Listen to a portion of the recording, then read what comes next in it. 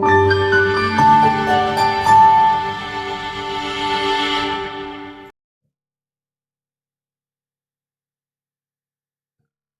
안녕하세요. 안산대학교 경영학과 오승철 교수입니다. 위대한 경영자들의 삶과 말, 벌써 네 번째 영상이네요. 제가 경영학을 공부하면서 너무나도 매력적인 삶을 사셨던 그런 경영자들을 책을 통해서 또 어떤 인터뷰들을 통해서 많이 이렇게 접해서 그런 분들을 좀 많이 이렇게 소개해드릴 계획을 가지고 있는데요. 이 영상이 얼마나 더 제작될 수 있을지는 잘 모르겠어요. 많은 분들이 봐주시면 더 즐겁게 제작할 수 있을 것 같습니다. 예, 오늘 소개해드릴 경영자는요, 우리나라 분이세요. 제가 앞에서는 이제 다 외국 분들이시잖아요.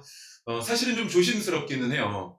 우리나라 분이다 보니까 이분에 대한 평가라든지 뭐 이런 것들이 이해관계가 많이 얽히고 설키고 돼서 조심스럽기는 한데요.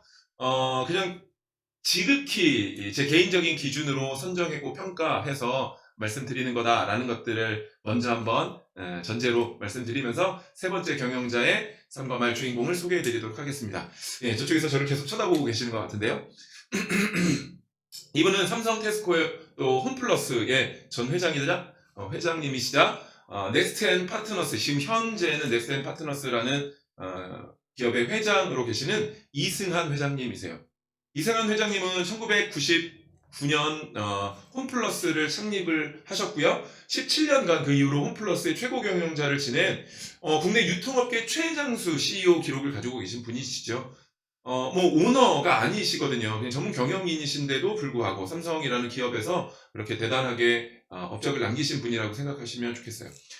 이승한 회장님은 1946년 경상북도 칠곡이라는 곳에서 태어나셨고요. 태어나실 때에는 부유한 정미소집의 7형제 중에, 와, 대단하죠? 7형제 중에 막내로 태어나셨어요. 7형제 모두 다 대학 공부를 하는 것, 뭐 사실은 그렇게 쉽지는 않았을 거거든요.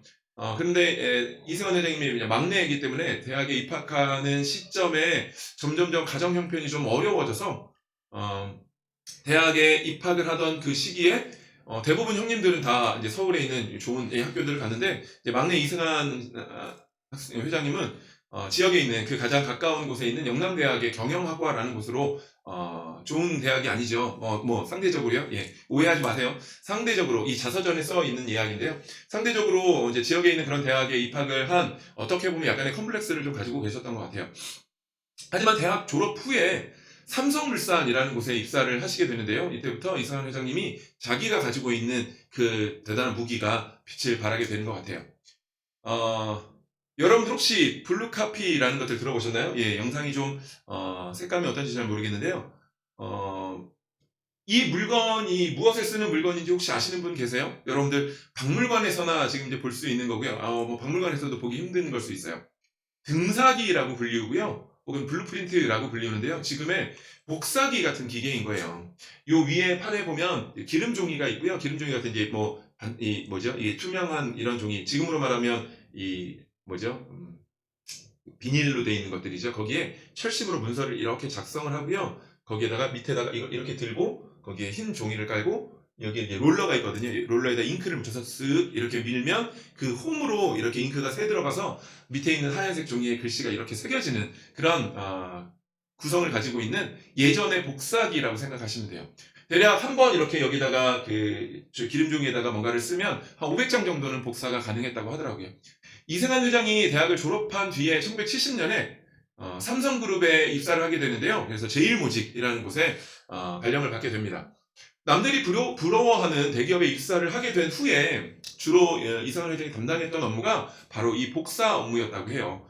한 장을 복사하는데 1분 정도 걸리대요. 한 장.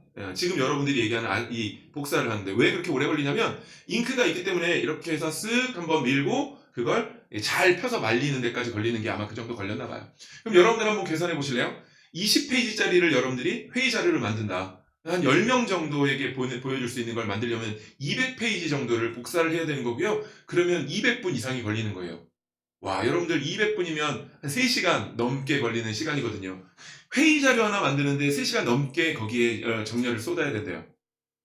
대학도 우수한 성적으로 졸업을 했고요. 똑같이 경쟁에서 입사한 기업에서 줄곧 이런 복사 업무만 맡는다라면 아마 여러분들 어떠셨을 것 같아요?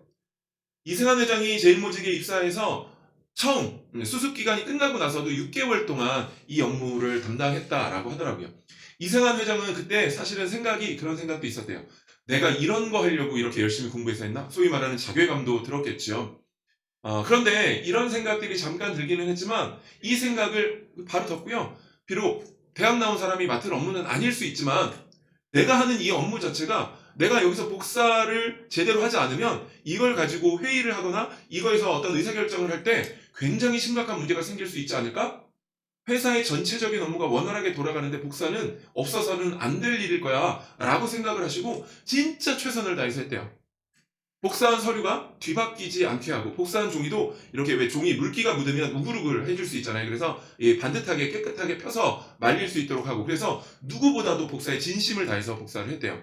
그때부터 이승환 회장은 자기 많은 동기들에 비해서 주목을 받게 된 거고요. 블루카피의 달인이라고 별명으로 붙을 정도로 굉장히 그 기업의 상사들에게 비록 입사한 지 1년도 채 되지 않은 직원이지만 굉장한 신임을 받게 되었다고 해요. 이 바로 이후에 이렇게 신임을 받게 되니까요. 처음으로 담당했던 업무가 그 당시에 이제 기성복이라는 것들이 처음 이제 등장할 때인데요.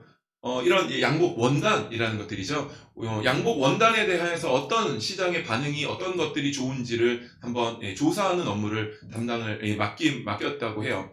기성복 사업을 처음 시작하기 위해서 필요한 사업에 어떤 기획안을 작성한다든지 이 제일모직, 제일합섬이라는 것들에 대한 섬유를 만드는 원단을 만드는 공장을 건설하는 계획이라든지 여기서 만들어지는 제품이나 이런 것들에 대한 판매 전략 등에 대한 업무를 이제 상사들이 맡기는 데 있어서도 이승환 회장의 그 마인드, 그의 일에 대한 어떤 역량이 중요한 게 아니고요. 마인드, 일의 가치를 깨닫고 정말 최선을 다해서 일하는 그 이승환 회장의 태도를 기업의 상사들이 눈여겨보게 됐겠죠. 이렇게 본인에게 주어진 상황에 대해서 자신의 역량을 극대화했던 이승환 회장은 1990년대 후반 삼성과 영국의 테스코라는 물류기업이 합작법인으로 만든 이 홈플러스의 한국형 할인점이라고 불리우는 이 홈플러스의 회장이 되고요. 이제 뭐 처음에 자기가 같이 합작법인의 대표로 해서 만들게 되는데요. 퇴임하기 전까지 국내 할인점 시장의 시장 점유율 1, 2위 거의 뭐 그 당시에 까르푸가 우리나라에서 철수하면서 이랜드의 홈에버에 인수가 됐는데 그 홈에버를 홈플러스가 인수한다든지 이런 여러 가지로 통해서 우리나라 할인점 시장의 양대산맥이라고 얘기하는 큰 기업으로 성장을 이끌게 되죠. 이승환 회장님이 쓰신 그 뭐 창조 바이러스라는 책에도 굉장히 많은 이런 일화들이 있으니까요. 혹시 관심 있으신 분들은 책도 한번 찾아서 보시면 좋을 것 같습니다. 그런 많은 이승환 회장님 자서전에 많은 어떤 명언들 같은 것들이 나오는데요. 그런 것들 중에 저에게 가장 큰 울림으로 다가왔던 명언 하나를 소개해 드리려고 합니다. 이승환 회장님의 명언 한번 살펴보도록 할까요? 기회는 스스로 불태우는 사람에게 온다. 기회는 누구에게 온다고요? 스스로를 불태우는 사람에게 기회가 찾아온다라고 말씀을 하셨어요. 이승환 회장님의 스토리에서 언급했던 것처럼 이승환 회장님은 본인의 삶이 자신에게 주어진 어떤 일에 대한 열과 성 이런 것들을 다해서 임했더니 비록 자기가 맡은 일이 실제로 다른 사람들이 봤을 때 별 볼 일 없는 그런 일이라 할지라도 스스로 그 일에 대한 가치를 만들어내고 또 그 일에 대해서 엄청난 열정을 다하는 그 일을 했더니 자기에게 엄청나게 좋은 기회들이 계속 오더라. 그 기회는 누가 나에게 툭 던져준 게 아니고 스스로가 만들어낸 거 아니야? 라는 이야기들을 하시는 것 같아요. 제가 대학에서 학생들을 가르치다 보니까요. 졸업 후에 취업한 학생들이 불과 뭐 한 3, 4개월 만에 회사를 그만두면서 전화를 해요. 그러면서 저희 이제 지도했던 교수에게 회사를 그만두는 이유라고 이야기하는 것들이 보통 자기랑 적성이 좀 맞지 않는 것들이 있대요. 또 대학을 졸업하면서 기업에 정말 내가 생각했을 때 이건 내가 경영학을 공부했는데 그렇게 해서 할 일이 아니다라는 평가들을 하더라고요. 대학을 졸업하면서 기업에서 정말 가치 있는 일을 맡길 수 있는 준비가 스스로 되어 있지 않는 그런데도 불구하고 자기에게 더 좋은 일, 가치 있는 일이 주어지길 바라는 학생들이 있더라고요. 그런 가치 있는 일을 맡기를 원하고 또 그런 일을 맡기면 또 상대적으로 또 너무 어렵다고 힘들다고 안 하는 일들이 굉장히 많아요. 자신의 상황과 자기가 바라는 이상 간의 그런 괴리라는 것들이 스스로 극복하지 못하는 경우들이 너무너무 많더라고요. 이승환 회장님이 오늘 우리에게 전하는 기회는 스스로 불태우는 사람에게 온다라고 이야기하신 이 이야기는 우리가 어떤 상황에서든지 우리에게 주어진 그 일에 최선을 다할 때 우리에게 더 가치 있는 일을 맡기게 될 거고 또 그것들을 통해서 우리가 더 성장할 수 있는 기회가 생기지 않을까라는 그 생각을 여러분들 깊이 해보셨으면 좋겠어요. 준비하는 자에게 더 좋은 기회가 오는 거고요. 준비하는 자에게만 그런 것들이 선물로 주어지는 것 같아요. 우리 안산대학교에서 제가 학생들을 가르치면서 보니까 그게 진짜 중요하더라고요. 여기서 준비하지 못한 사람들은 자기를 되게 과대평가하는 경향이 있고요. 안산대학교 경영학과에서 똑같은 시간 동안 공부했지만 자기가 진짜 열과성을 다한 사람들은 충분히 준비가 됐다라고 생각하는데도 조금 더 라는 생각을 가지고 굉장히 신중하게 그 일에 대한 가치들을 판단하는 그런 경향들이 많이 보이더라고요. 예, 여러분들 오늘 위대한 경영자들의 삶과 말 네 번째 시간으로 이승환 회장님의 명언을 한번 살펴봤는데요. 오늘 이 영상 통해서 여러분들의 삶에 대한 태도를 좀 더 깊이 있게 생각해 보시는 기회가 됐으면 좋겠다는 생각이 듭니다. 예, 오늘 영상 여기서 마치도록 하고요. 기회가 된다면 다음 시간에 또 만나길 기대하겠습니다. 안산대학교 경영학과 오종철 교수였습니다. 감사합니다.